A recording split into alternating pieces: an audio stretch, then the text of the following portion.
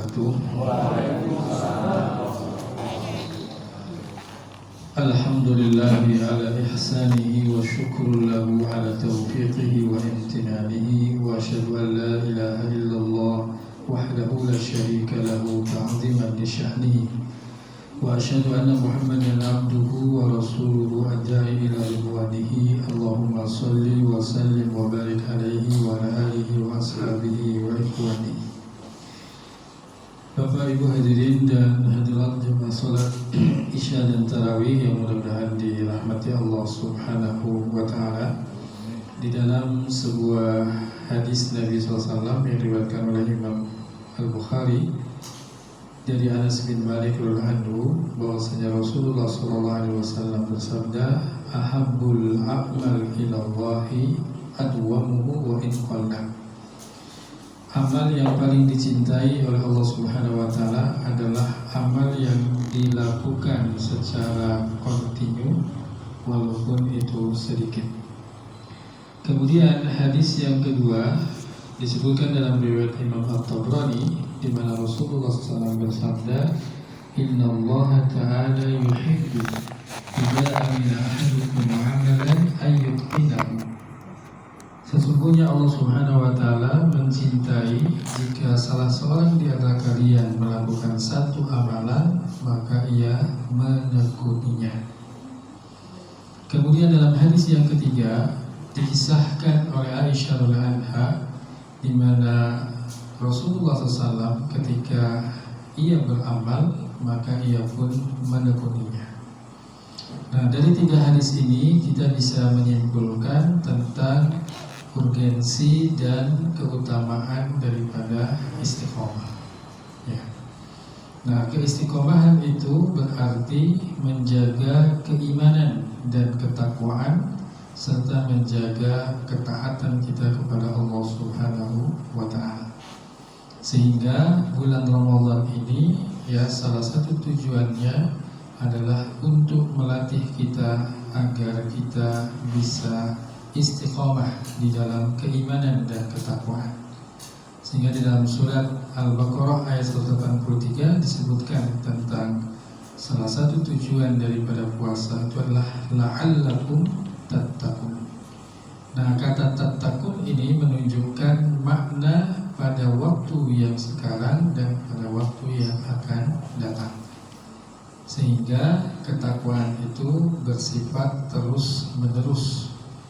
Ya, tidak hanya di dalam bulan Ramadan saja, tetapi bagaimana ketakwaan itu bisa bertahan sampai 11 bulan setelah daripada bulan Ramadan.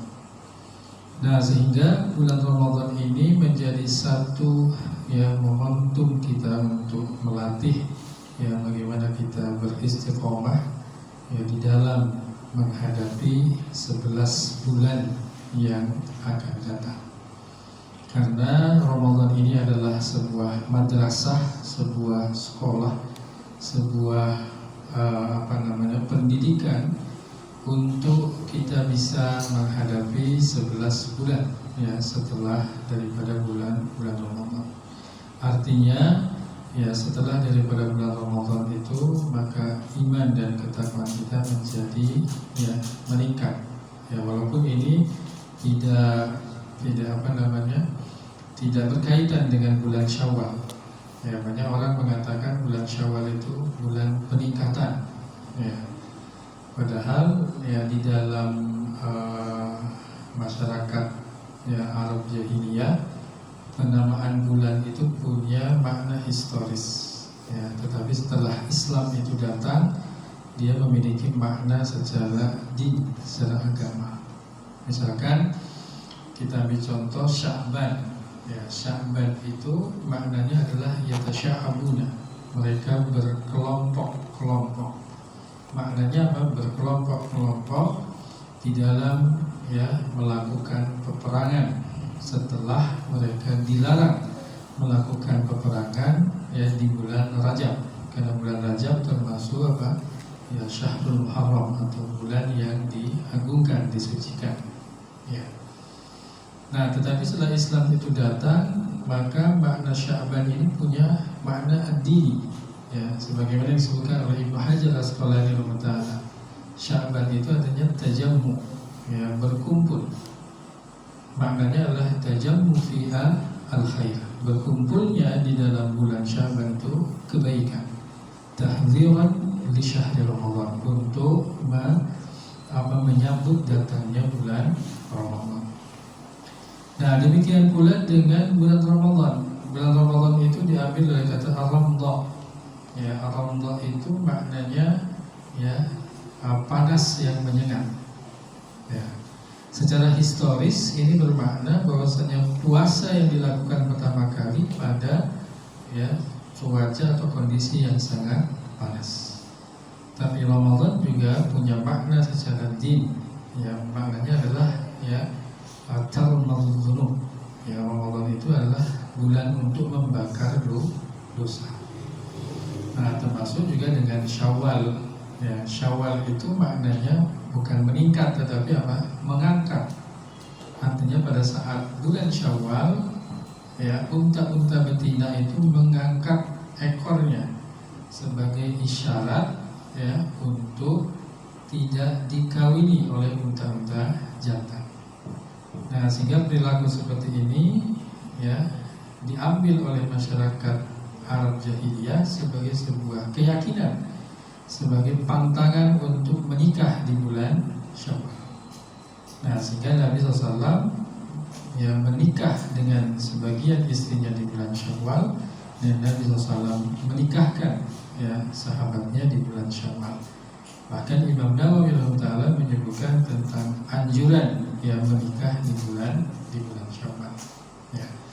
Nah, tetapi juga ya ini berarti bahwa setelah kita melewati bulan Ramadan, maka kita ya seyogyanya meningkat keimanan kita, meningkat ketakwaan kita, dan juga meningkat ketaatan kita kepada Allah Subhanahu wa taala.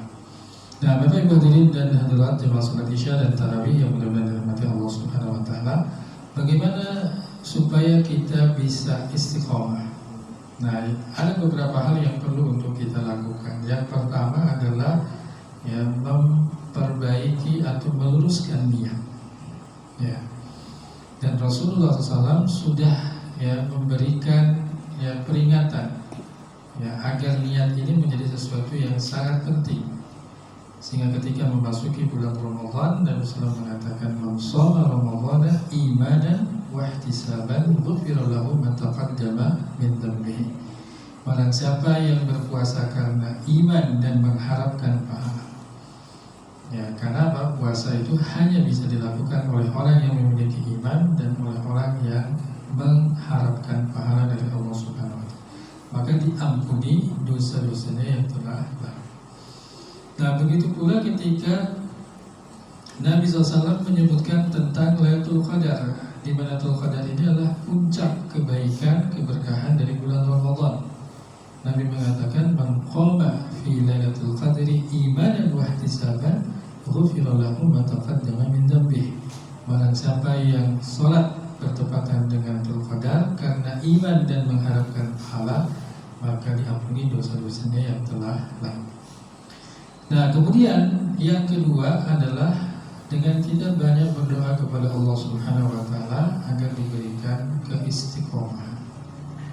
Karena keistiqomahan ini berkaitan dengan masalah hati ya, dan Rasulullah SAW ya sering memanjatkan doa berkaitan dengan hal ini. Nabi mengajarkan kepada kita satu doa supaya kita bisa istiqomah. Ya muqallibal qulub, tsabbit qalbi ala dinika.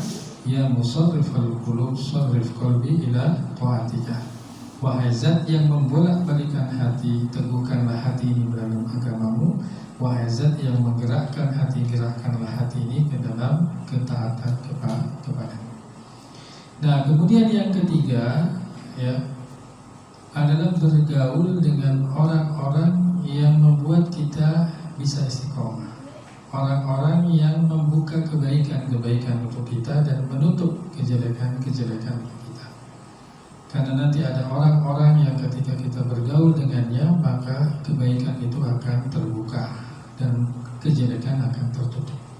Tetapi sebaliknya ada orang-orang yang ketika kita bergaul dengannya maka apa? Ya, kebaikan itu tertutup, justru yang terbuka adalah kejelekan.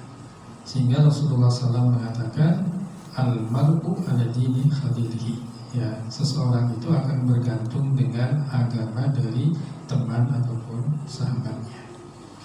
Nah, kemudian yang keempat, yang terakhir adalah disebutkan oleh Syekh Munajjid ya Allah Ta'ala dalam bukunya As-Sabat ala Dinillah. Beliau menyebutkan salah satu wasilah yang bisa kita ya istiqamah di dalam agama dan ketaatan kepada Allah adalah al-iqbalu ala al-Quran. Untuk kita kembali lagi kepada Al-Quran. Tidak hanya sekedar membaca, tetapi bagaimana kita mentadabburinya ya. Karena di dalam Al-Quran itu banyak sekali kisah-kisah, pelajaran-pelajaran yang membuat kita bisa sabar, bisa teguh, ya, bisa istiqamah di dalam ya ketaatan kepada Allah Subhanahu wa Ta'ala.